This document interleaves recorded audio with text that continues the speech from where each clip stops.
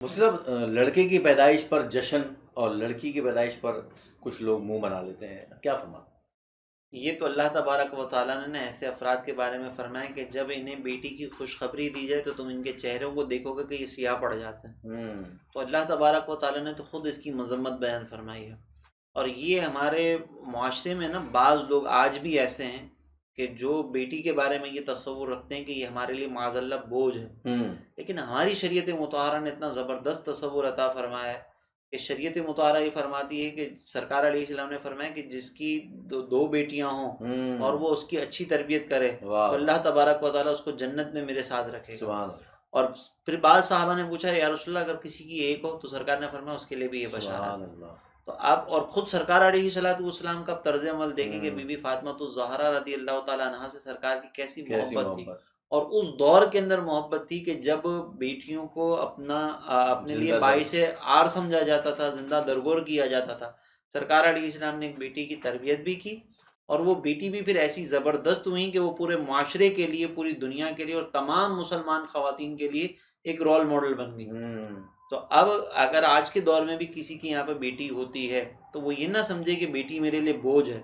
اگر ہم آج کے دور کے اعتبار سے بھی بیٹیوں کو دائرۂ شریعت میں رہ کر پروان چڑھائیں نا تو بیٹیاں بھی باپ کا سہارا بنتی ہیں، اور باپ کا پھر اسی طریقے سے اگر دائرۂ شریعت میں رہ کر کریں شوہر کا بھی وہ ہاتھ بٹا سکتی ہیں۔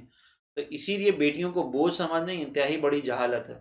اور میں اپنا تجربہ اور ہمارے مشاہدات، آپ بھی اس کی تائید کریں گے کہ بہت سارے مشاہدات میں یہ بات آتی ہے کہ بعض اوقات بیٹے ہیں نا وہ باپ کو چھوڑ کے چلے جاتے ہیں، لیکن بیٹیاں جو ہیں وہ آخر تک باپ کے ساتھ رہتی ہیں، ماں کے ساتھ رہتی ہیں، وہ ماں کا ہاتھ بٹاتی ہیں، باپ بیمار ہوگا تو اس کی فکر ہوگی۔ بعض اوقات بیٹے جو وہ اپنی فیملی کے اندر مشغول ہو کر اور والدین کی طرف اتنے متوجہ نہیں ہوتے، لیکن بیٹی اپنے گھر جا کر بھی والدین کی طرف متوجہ رہتی ہے۔ تو جو آپ سے محبت کر رہی ہے، جس کے بارے میں آپ کو مشاہدہ یہ بتاتا ہے کہ اس کی محبت، اس کے دل میں ماں باپ کی محبت بہت زیادہ ہے، اور ماں باپ اس کے بارے میں یہ ذہن میں رکھیں کہ یہ ہمارے لیے بوجھ ہے، اب آپ دیکھ لیں کہ آپ کیا کر رہے ہیں۔ اور اس کے مقابلے میں بیٹا وہ ذرا سا اپنے پیروں پر کھڑا ہوتا ہے نا تو اس کو یہ احساس ہونا شروع ہو جاتا ہے کہ اب میں آزاد ہوں، کیونکہ آگے سارے کے معاملات اس کے ہاتھ میں جا رہے ہوتے ہیں۔ تو بیٹا یہ نہیں، اس کا یہ انکار نہیں کیا جا رہا کہ بیٹے نافرمان ہی ہوتے ہیں، بتانے کا مقصد یہ ہے کہ معاشرے میں ایسے بھی ہوتے ہیں کہ بیٹا جو نا وہ بعض اوقات باپ کے لیے بوجھ بن رہا ہوتا ہے اور بیٹی ہی راحت بن رہی ہوتی ہے۔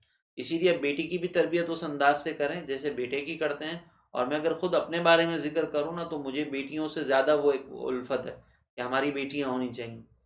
تو اسی لیے بیٹیوں کو اپنے لیے بوجھ سمجھنا یہ وہی شخص کر سکتا ہے جو ذہنی پستی کا شکار ہو، ورنہ بیٹیاں بھی اتنی ہی اللہ تبارک و تعالیٰ کی رحمت ہیں جتنے بیٹے ہیں، بلکہ اس سے بڑھ کر ہیں۔ اس کے بارے میں تو باقاعدہ سرکار علیہ السلام نے بشارت عطا فرمائی کہ جنت میں داخلے کا سبب ہے۔ بیٹی رحمت ہے ناظرین، اور بیٹے نعمت ہیں۔